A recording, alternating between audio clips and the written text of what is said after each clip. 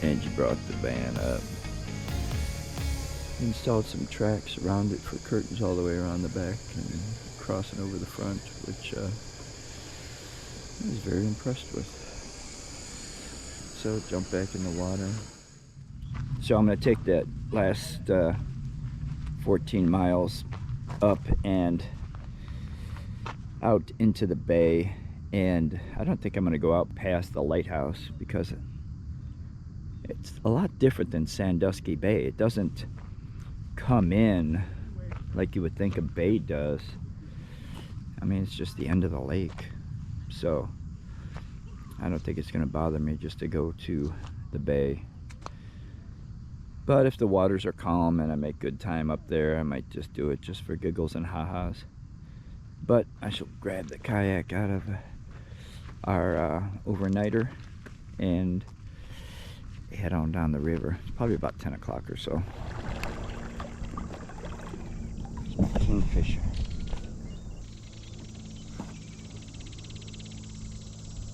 I love that sound.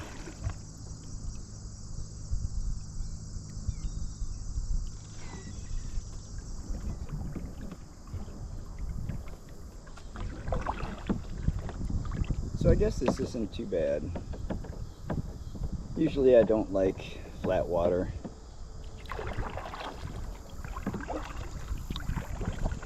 But when you're by the edge, you see everything going on.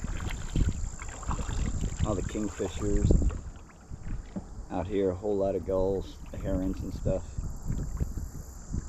It isn't too bad.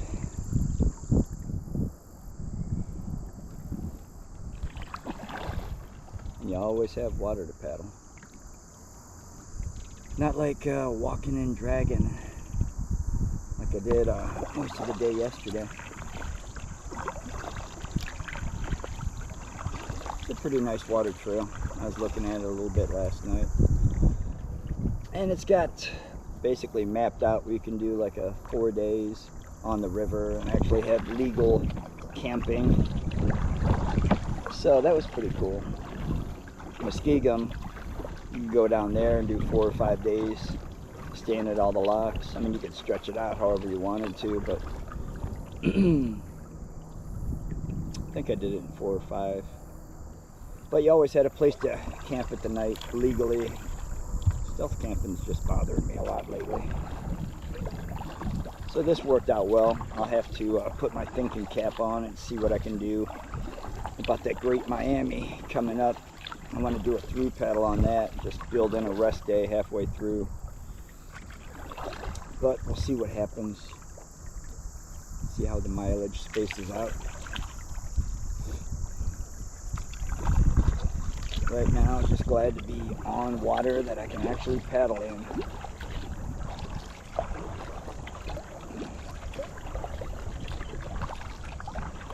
It'll be interesting to see what lies ahead and get further into the city.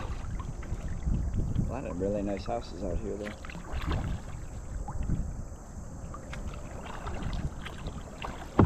When I was recording that kingfisher, right after I turned off the camera, we went over to another branch and then smashed into the water and grabbed some breakfast. If I would have just kept filming him just another 30 seconds, I would have been able to capture it.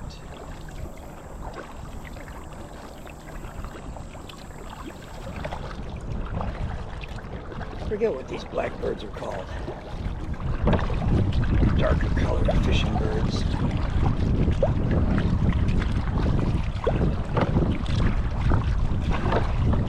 The white ones are egrets. And Rick had told me what these ones are called, but I forgot. Ah, 2 bald eagles right there. Did you hear them?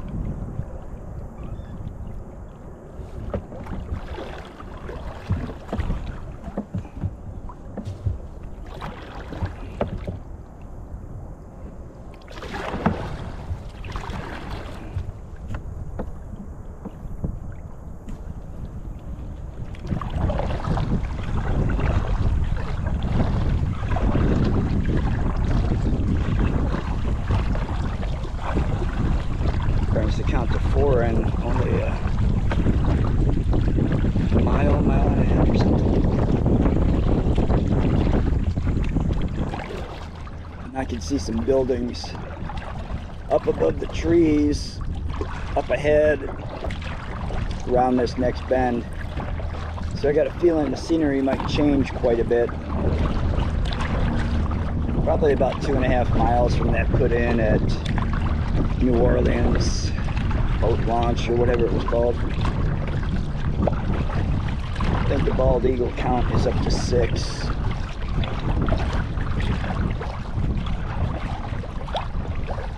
And we'll see what the scenery brings up ahead.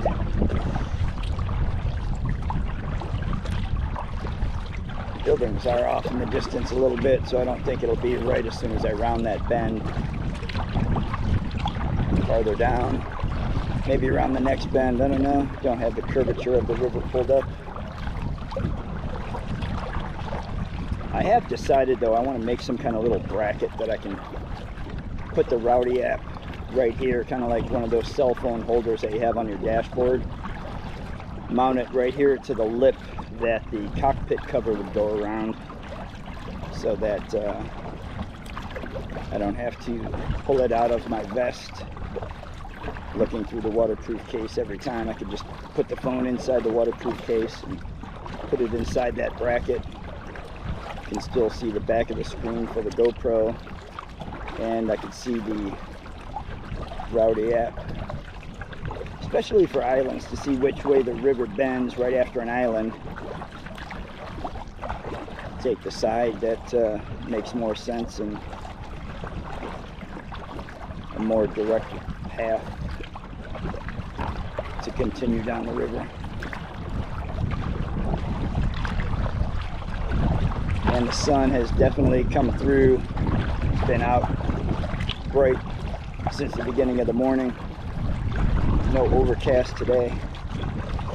Kind of miss it. Even a nice little drizzle would be nice, just to keep it cooler. Finally got closer to that point in the woods that I was aiming for, that's in front of the skyscrapers. I've just been hanging out with seagulls for a while now, just floating all around me.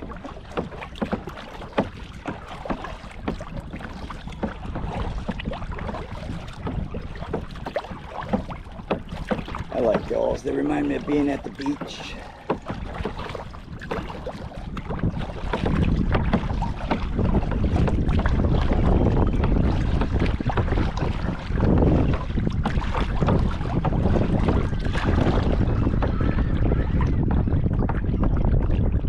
If you hear a constant tapping, that's my front carrying handle banging the side of the kayak. I put extra string on it so that I could tie it up top, or I could have it long when I had to pull it through riffles and stuff, so I didn't have to bend over. And I forgot to tie it up, so when I paddle harder, you can hear it banging against the front of the kayak. Hopefully not too annoying.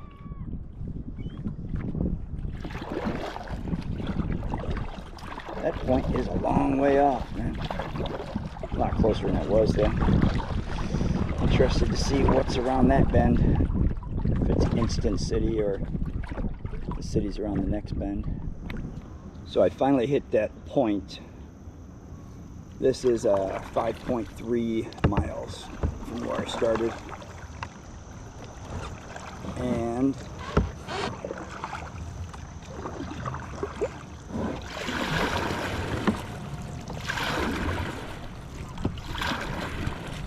like there's a little bit more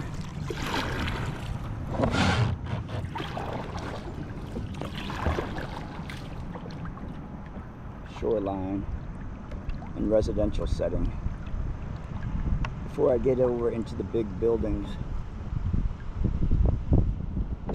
I was glad to see that point was 5 miles though. I was like, man, I've been paddling forever to this point. It better be at least 4. And my optimism said 5, but to be prepared for disappointment. But I wasn't. 5.3. Seen a lot of pontoon boats. Well, not a lot. Probably 4. But I love pontoon boats. Used to have a small one. Me and Andrew always take a dog out on. And unfortunately, we lost the dog. That pontoon boat just brought Angie to tears every time she pulled in the driveway and saw it. So ended up getting rid of it, but I'd like to buy another one and just take it from Marietta, where I finished the first L2R, and take it over the Mississippi River. And maybe I could just sell it. Unless I got adventurous and wanted to take it down the Mississippi. That'd be a cool 2-week adventure though, from Marietta over the Mississippi River. On a pontoon boat. Pull up, turn the lights on, drop anchor, fall asleep. It's pretty awesome. Who knows? Might just happen. Never know. So down at the end of the stretch, you get smacked with commercial plant of some kind. But I think as soon as I hang that left, then I'm going to be in the guts of it all. So that'd be interesting. Kind of like when I finished the first L2R up by the lake, went through the boating channels and stuff, through that industrial area. It was interesting, not really pleasant, but it was interesting to see how they use the river up there. And it's not on fire anymore, so yeah, yes. So I just passed that bridge, which is actually I-75, and did the last mile in 17 minutes, but had to work for it. I thought it was just the headwind that was pushing me back. So when I stopped to check the mileage and stuff on Rowdy, the wind is pushing me backwards at a ½ mile an hour. So it's been a little tougher go than normal. There's definitely not going to be any 4.5 mile hours. That's a fact. I doubt I could hold 4.5 for anywhere near that long now. Unless, of course, I was going on water that had float to it. Then it could carry me as quickly as it was flowing. But if I hold this 3 mile an hour pace, that will put me on target to get that takeout right around the time I told Angie I would be there. But it's going to be hard earned, and I hope the wind doesn't pick up the closer I get to the lake. Just make it that much worse. Back to it.